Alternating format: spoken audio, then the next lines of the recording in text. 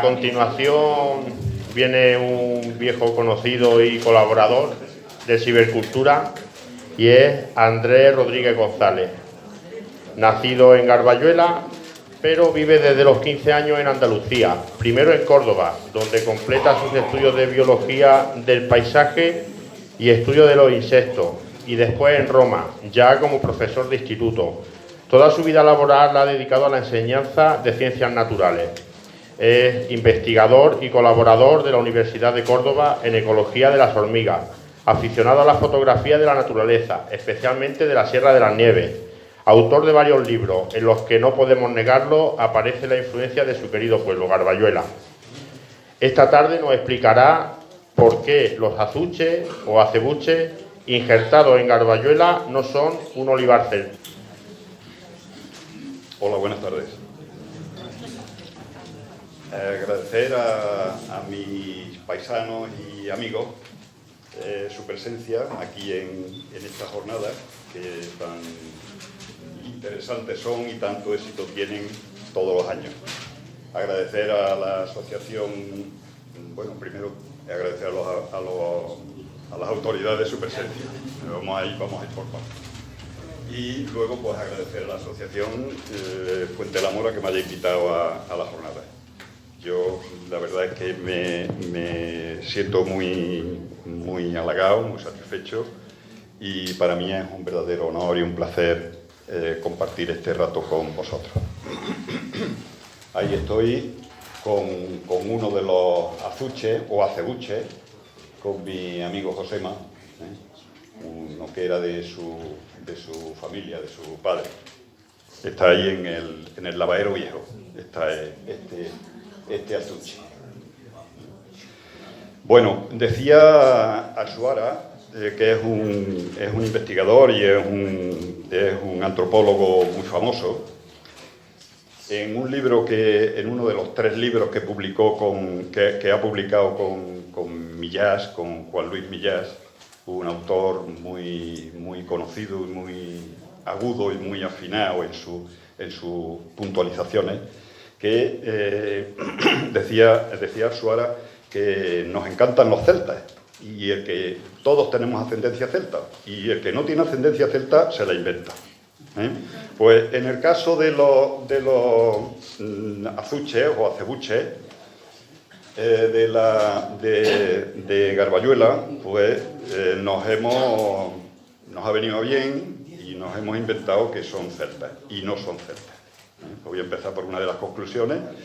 ¿Y por qué no son celtas? Porque no hay ninguna referencia. No hay ninguna referencia, no hay una más mínima referencia en investigaciones, en prospecciones, en arqueología, en ninguna cosa hay nada que se vea el más mínimo rastro, ni el más mínimo, ni la más mínima posibilidad de buscar ni de ver un hueso de acebuchina, por ejemplo. Nunca se ha encontrado. Es decir, que los celtas no llegaron a tener ningún tipo de relación con los azuches ni con los acebuches. Por lo tanto, ellos no pudieron trabajar este tema, no pudieron vivir de esto, no pudieron tomar esto, no pudieron fabricar aceite, no conocían las acebuchinas, no conocían las azuchinas o el azuche que le llamamos por aquí. Pasa de favor. La zona arqueológica en las cuales se encuentra el olivo, pasa para atrás, por favor. El olivo silvestre, el azuche o acebuche, pues son zonas de todo alrededor del Mediterráneo. Allí justo en el mapa se corta en la zona del Líbano actual, de Oriente Medio, y Mesopotamia es la zona donde procede el olivo. El olivo y el acebuche o azuche son Olea europea, es la misma especie, Olea europea. Uno es la variedad sátiva, que es el productor, el olivo, y el acebuche es la variedad silvestre. Aunque hay mucha polémica que decir al respecto y mucho que hablar sobre eso. Pero bueno, técnicamente se dice así. Es decir, es alrededor del Mediterráneo y zonas, por supuesto, que tengan clima mediterráneo. Lógicamente, aquí hay zonas que se han perdido, porque el desierto avanza y todo el norte de África, que hasta no hace mucho era de un clima mediterráneo característico y típico, pues ya no lo tiene. En la actualidad no lo tiene. Estas serían entonces las zonas arqueológicas en las que se ha encontrado olivo silvestre. Hay estudios muy interesantes y muy profundos, sobre todo en la zona de la costa malagueña, y la costa del sur de Granada, zona de Motril, etcétera, en los cuales demuestran que el uso de acebuche, de acebuchina, ha sido constante desde hace unos 10.000 años hasta épocas mucho más recientes, exactamente hasta la época en que llegaron los fenicios. Es decir, que esta gente, los primitivos, los primeros que se establecieron en esta zona, en las zonas inmediatas al Mediterráneo, en lo que nosotros conocemos, pues usaron el acebuche, las acebuchinas, para su alimentación, no para la extracción de aceite, pero sí para la alimentación. Muy pequeñita, ahora se valora mucho, ahora existen aceites de acebuche, aceites de acebuchina, y esos aceites son actualmente caros y muy cotizados. En el mundo del aceite, que bueno, tiene una proyección, sobre todo en la zona de Andalucía, que es francamente impactante, lo que se mueve en ese mundo en cuanto a dinero. Bueno, en cuanto a esta zona, ya hemos dicho que hay referencias desde hace muchísimos años, muchos años, desde en la cueva de Nerja hay referencias y se han encontrado restos de huesos de acebuche, se han encontrado restos y huesos de acebuche en la zona de las cuevas de Menga, en los dólmenes de Menga, en Antequera, que han sido declarados hace un año Patrimonio de la Humanidad, Patrimonio de la UNESCO. Se han encontrado en otros yacimientos explorados, como por ejemplo el yacimiento de Acinipo, en las cercanías de Ronda, pues se han encontrado materiales más antiguos que el yacimiento romano de Acinipo, una ciudad abandonada por los romanos, no devastada por los bárbaros, como dicen las leyendas, sino abandonada por los romanos, antes de su evacuación, ¿no? Ahí, en todos esos sitios, en las zonas más profundas, se han encontrado materiales de acebuche y acebuchina, huesos de acebuche y acebuchina. Es decir, que eso es un material que se usaba en la antigüedad. Se usaba en la antigüedad desde hace muchísimos años hasta la época más actual. Pasa, de favor. Ya tenemos referencias escritas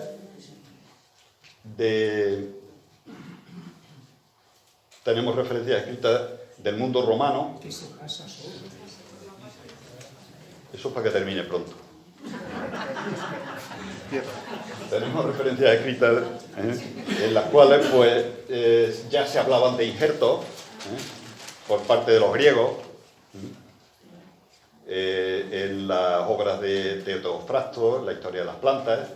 En el mundo romano, pues el apóstol San Pablo habla de injertar olivos buenos sobre olivos silvestres, y los romanos describe en Plinio el Viejo, que era una persona que se ocupaba de todo, y que en cuanto empezó la salida de la explosión del volcán del Vesubio, allá que se fue a ver el Vesubio, y allá que se murió quemado allí, porque claro, tanta curiosidad pues tiene esas cosas, ¿no? Bueno, pues Plinio el Viejo pues cuenta cómo se hacía un injerto de púa o de puga, como se le llamaba en algunos sitios, por ejemplo aquí. También hablan de injertos en rosales y en frutales. Pero anteriormente también se tienen referencias de, por ejemplo, cómo los fenicios trajeron el olivo hasta la península ibérica. Se tienen referencias y hay un tratado de los fenicios del siglo no sé si es del siglo III o IV antes de Cristo, en el cual pues se habla y se describe que los fenicios les traían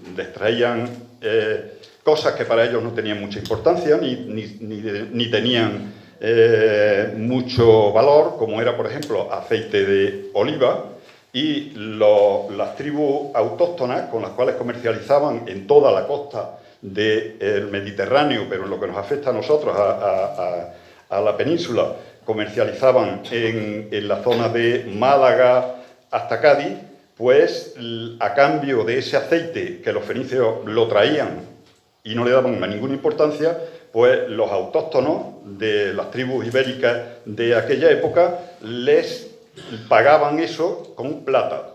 Y dice que en las primeras expediciones la cantidad de plata que les daban era tan grande que tenían que sustituir determinadas herramientas de los barcos por herramientas hechas con plata para podérselas llevar a su sitio. Así, por ejemplo, hay un tratado, tengo el nombre por ahí, pero no recuerdo, en el cual dice que fabricaron las anclas de los barcos con plata para podérselas llevar a su sitio de origen. Cualquiera diría lo que estamos viendo ahora y cómo aquella gente vivía y manejaba el comercio en la antigüedad. Bueno, pues unos,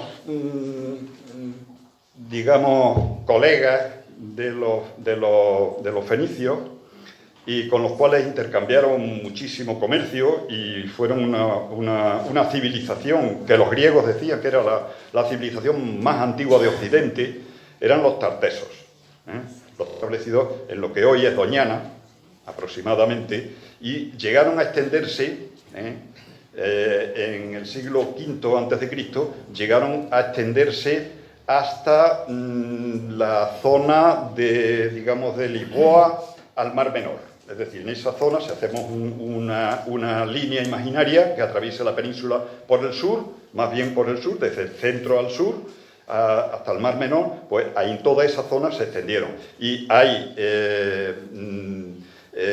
importancia grande del uso de la civilización de los tartesos en Turuñuelo, aquí muy cerca, en las Vegas Altas.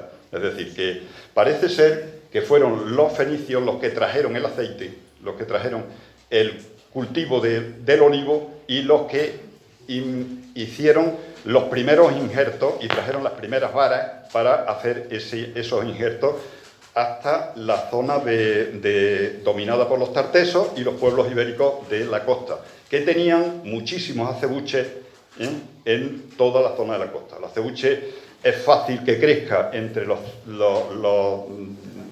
entre la zona costera, es decir, los 0 metros sobre el nivel del mar y los 600, 700 metros sobre el nivel del mar. Es muy fácil y se da muy bien, sobre todo en la zona de Solana. Bueno, sobre todo no, exclusivamente en la zona de Solana, nunca en la zona de Umbría. Pasa de favor. Nosotros, en lo que nos afecta a nosotros personalmente, podemos tener un gradiente. Si nosotros miramos las dos sierras que nos interesan por estar en nuestro término municipal, la Sierra de los Villares y la Sierra de Mirabueno, en su sentido más amplio, es decir, llegando hasta Tablacorta, incluso un poquito más allá de Tablacorta. Luego ya se mete en el término municipal esa línea de cuarcitas, de sierras cuarcíticas, se mete en el término municipal de Agudo, y por el otro lado se mete hasta más allá de Puerto Peña. Pero bueno, lo que a nosotros nos llama la atención es la presencia de estos azuches de troncos enormes, gigantescos, francamente impresionantes y de una altura también muy respetable en la Sierra de Mirabueno. ¿Y por qué no están en la Sierra de los Villares? Bueno, pues la explicación voy a intentar darla. Si nosotros pensamos en un gradiente altitudinal, es decir, desde lo alto de la ladera de la Sierra de Mirabueno hasta la zona del pueblo o incluso hasta cerca del río, pues nosotros lo que podemos encontrar es lo siguiente. Los grandes canchales de cuarcita que están en la parte de arriba. La cuarcita es una roca muy, muy dura y muy difícil de colonizar por suelos, por plantas pero bueno, en algunas zonas de acumulación de restos y de grietas, etcétera, etcétera, pues encontramos un matorral. Un matorral formado por las matas que conocemos en el pueblo más frecuentes, que si las olivillas, que si algunos madroños, aunque en la zona de Umbría los madroños son mucho más abundantes, pero bueno, siempre tenemos la zona de las matas o del matorral que nosotros vemos. Ese matorral crece hasta lo alto de la Sierra de Mirabueno, pero difícilmente porque no encuentra suelo, porque no hay suelo, porque las rocas cuarcitas son muy difíciles que desarrollen suelo. Entonces, tenemos arriba las rocas, en la zona algo más baja, pero también con fuerte pendiente, tenemos el matorral. Pasa, por favor. Y luego más abajo, pues ya lo que tenemos es toda la zona de la dehesa, para abajo del todo. En la zona, digamos, donde el matorral, la pendiente es menor, ahí es donde se han puesto los olivos y ahí es donde se han desarrollado los olivos. Es decir, los olivos no son un cultivo natural, sino que son olivos nuevos que se han puesto, muchos de ellos, en esa zona algo más baja, pero todavía con cierta pendiente y con mucha piedra procedente de la erosión de las cuarcitas y la rotura y los canchales de piedra que se van desplazando por erosión y se van partiendo y se van deshaciendo poco a poco, muy poco a poco. Luego abajo lo que tenemos son las dehesas. Sigue, por favor.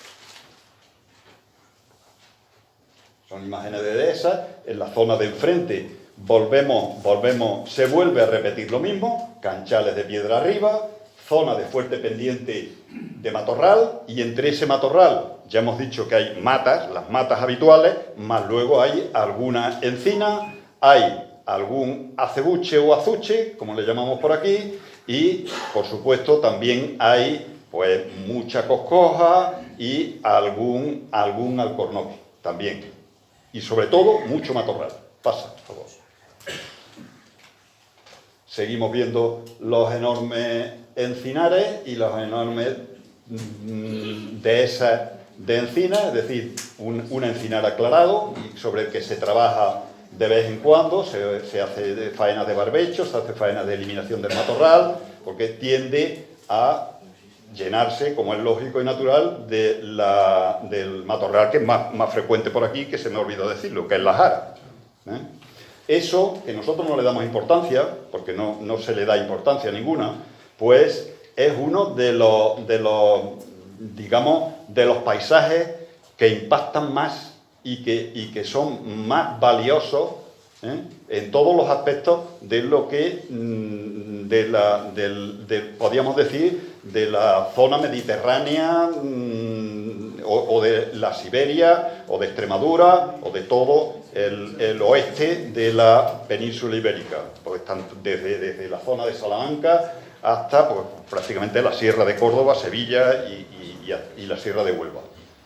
Eso es un encinar dehesado que nosotros, bueno, porque como lo tenemos aquí, no le damos importancia. Eso es como la vista, no se aprecia hasta que no se pierde. O el oído. Pues así es. Pasa, por favor.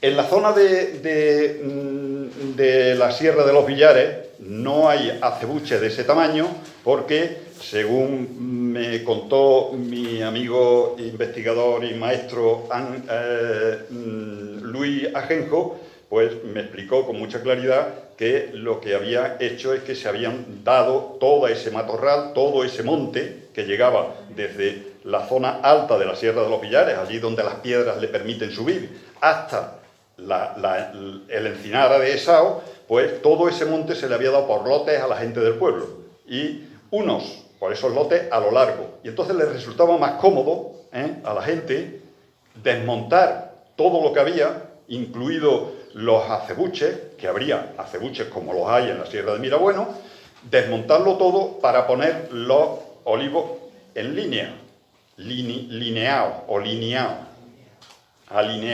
¿no? era mucho más cómodo y por eso lo hicieron así. Hay gente que por las circunstancias del monte y de la sierra, sobre todo de las piedras, pudo llegar más alto, eso se aprecia perfectamente en los lotes esos y en las propiedades, y hay gente que quedó más bajo. También hay gente que desmontó más matorral y hay gente que desmontó menos. Hubo lotes que se quedaron por hacer, y por eso se le cedió, esa propiedad se le cedió a gente de otros pueblos, entre otros de Tamurejo. Todavía hay propiedades de Tamurejo aquí en la Sierra de los Villares. La Sierra de los Villares, entonces, no encontramos azuche, no encontramos acebuche, porque se desmontaron todo para poner olivos. Esas son las razones fundamentales. En la Sierra de Mirabueno sí encontramos acebuche y sí encontramos azuche y acebuche que se injertaron. Y que se injertaron, yo mi teoría y lo que creo más lógico es que se injertaron por la edad que tienen, que ahora hablaremos un poco de la edad, y por lo que se está descubriendo arqueológicamente proceden del mundo árabe. Así que de celtas nada, ni siquiera romanos, ni siquiera fenicios, ni siquiera tartésicos, porque no hay pruebas de que llegaran aquí ninguno de estos, sí el mundo árabe. Pero ya hablaremos de eso. En la Sierra de Mirabueno, ¿qué encontramos? Encontramos los acebuches prácticamente desde, en sentido más amplio, desde el Lejío y desde la carretera desde la calleja de los Joyones, los encontramos haciendo una banda que sigue hasta por el sur, por el borde del pueblo, por el Lejío, hasta pues prácticamente la Joya del Valle, en sentido longitudinal. Luego, en sentido de apertura hacia la sierra, es muy variable. Tenemos unos sitios donde sí los hay y tenemos otros sitios que quedan mucho más, que se abren y conquistan terreno mucho más arriba. Entonces digamos que es un polígono bastante irregular. Podríamos extenderlo desde aquí, desde esa calleja de los Joyones, en toda esta banda, y desde aquí. Bueno, no, esta no es. Esto es la Joya del Valle, la zona de la Joya del Valle, y de aquí para allá, esto es el Cerconazo, y lo vamos a encontrar también en la siguiente foto. Pasa a foto. Esta es otra que nos marca claramente la otra zona que hemos dicho. ¿Vale? ¿Por qué no se encuentran, por ejemplo, en el Cerconazo, todo lo que se encuentra son olivos y no hay acebuche? Pues por una razón muy sencilla, porque los desmontan también, desmontan entero, todo el matorral, todo lo que había, y se dedican a colocarlos en línea. Los olivos, las varetas de olivo. Los acebuches se pueden distinguir bien porque son, aquí se pueden contar desde aquí, son más gruesos, ¿vale? Bueno, este no, este es un pino. Se pueden contar porque son más gruesos, más grandes que otros matorrales.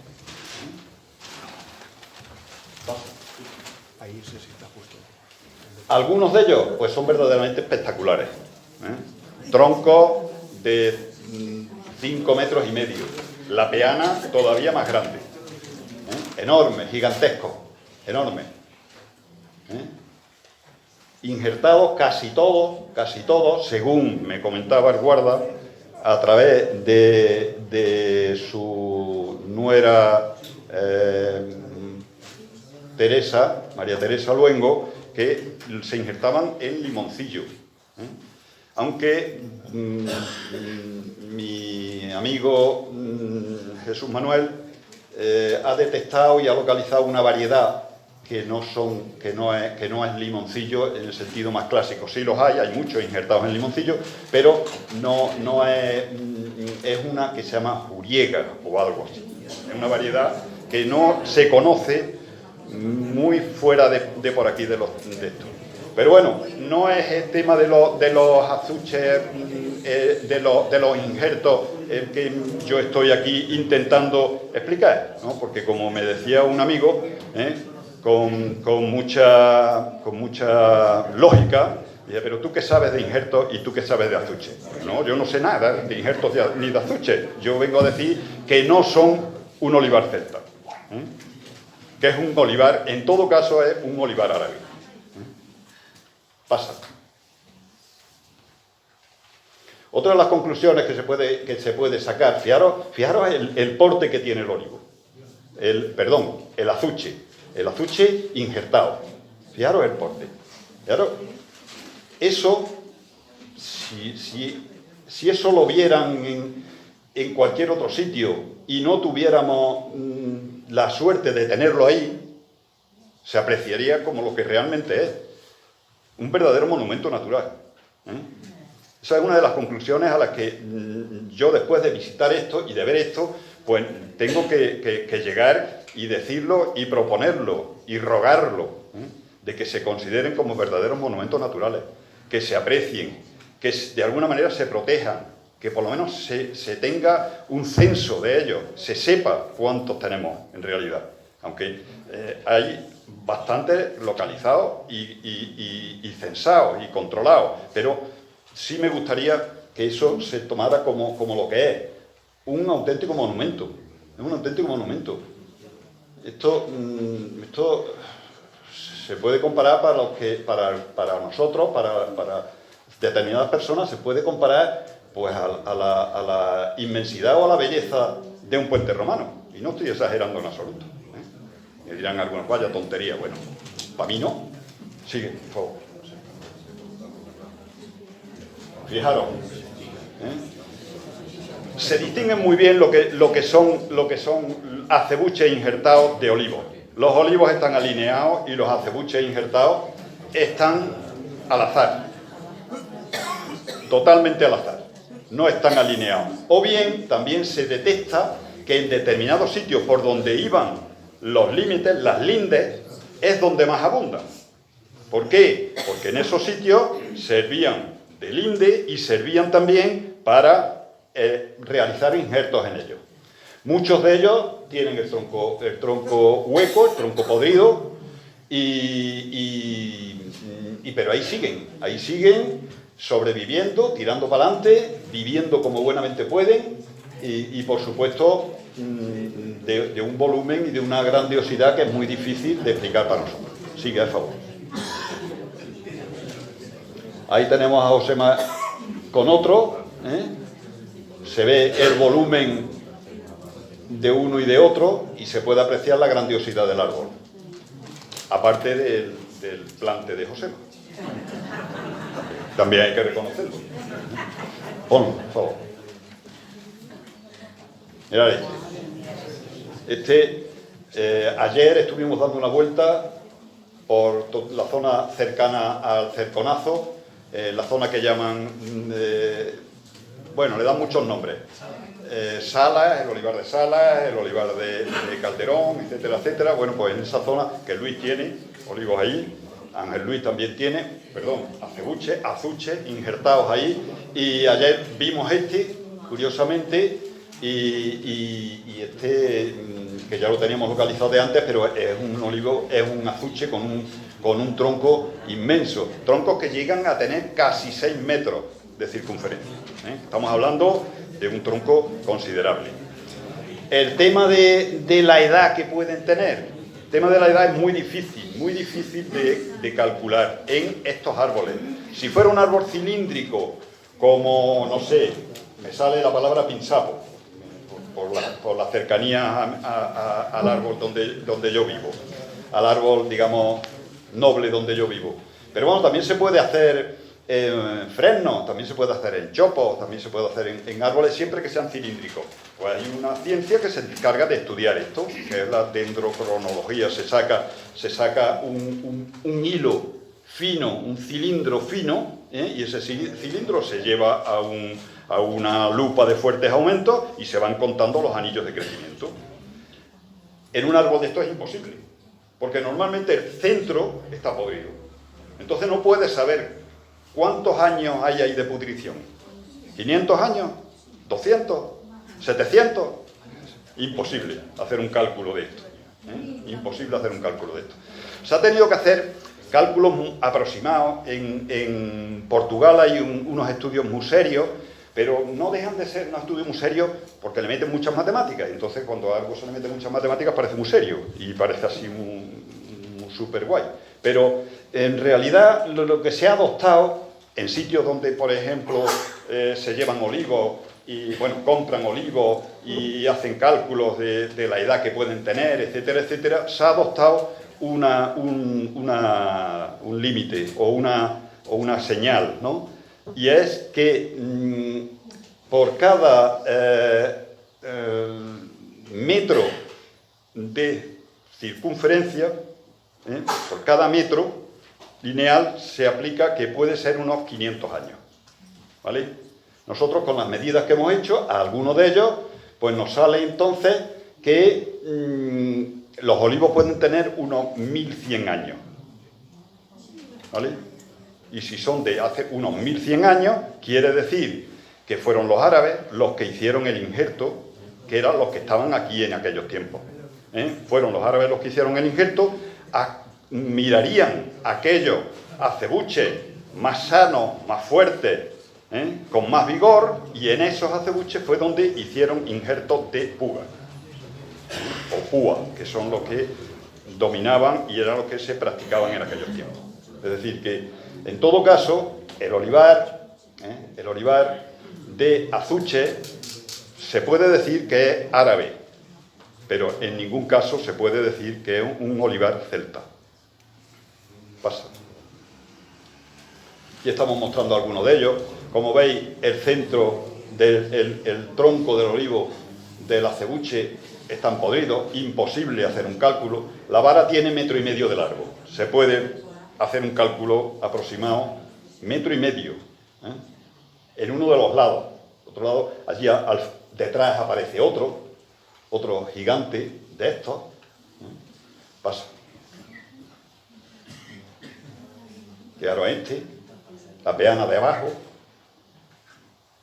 Se suelen medir a 1,30 metros, aunque hay algunos que es imposible. Si midiéramos la peana de abajo, nos saldrían otros pocos metros más de diámetro. Ángel Luis tiene uno en la zona de los Parrales, inmenso. Bueno, tiene un par de ellos, pero tiene uno que es espectacular en la zona de los Parrales. La zona se llaman, todas estas zonas se llaman desde los Parrales, las viñas, las entreviñas. Toda esa zona es la que se denomina así, con esa denominación. Seguramente porque además de injertos de olivos, terrenos mucho más llanos, terrenos donde hay un tomo de suelo más considerable, pues además de esto, pues serían terrenos que se dedicarían a cultivo de avena, centeno, es decir, a cultivo de cereales y también a el pastoreo. En algunos sitios se dejaron y se hicieron injertos en aquellos acebuches que fueran más grandes y más frondosos y más espectaculares y más productivos, y se cortarían o se eliminarían otros muchos. Es decir, que cuando ya los árabes estuvieron aquí, si hemos dicho que la edad mínima de estos árboles es unos 1100 años, quiere decir que ya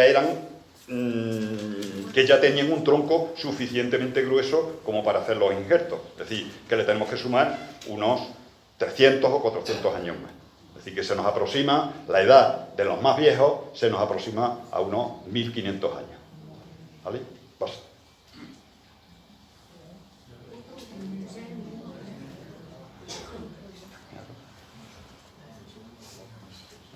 Bueno, y pasaron, porque ya lo que estamos viendo son estos, son todos algunos de los ejemplares, que el cálculo que gente que sale al campo con frecuencia, en la cual nombro en los agradecimientos, porque siempre se me olvidará alguien y quedo muy mal, pues el cálculo que hacen es de 500 olivos, pero yo creo que se han quedado cortos.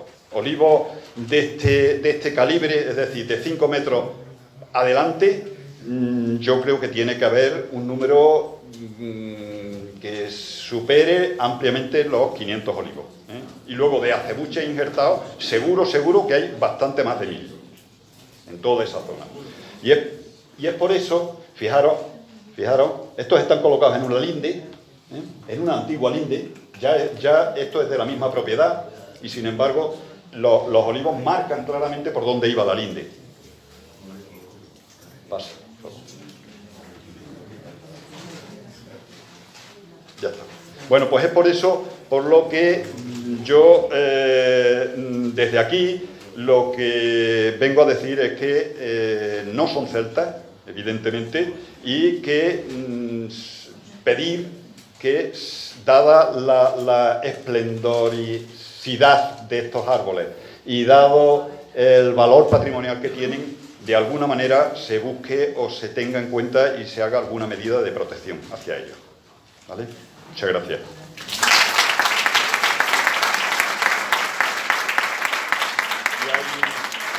Si hay alguna cuestión que queráis que comentemos, pues la podemos comentar. A ver, ¿alguien? Sí. Has dicho antes que normalmente por cada metro de circunferencia de 1,30 para arriba, ¿no? Son 500 años. Sí. 200. 200 a 200 años. 200 años por metro perdido. Por metro. No, 200. Y he dicho 500, me he equivocado. Sí, son 200 años. Sí. Bueno, ¿alguna cosilla? Nada, que aquí lo respetamos mucho. De hecho, aquí en Garbayela, yo los 20 años que llevo, además de agricultor, y no he visto nunca arrancar ninguno. Son difíciles de trabajar porque son muy poco mecanizables, pero aún así lo seguimos conservando, lo seguimos. Pues, que aquí está seguro. Yo os animo porque el negocio y las mafias que mueve esto son muy potentes,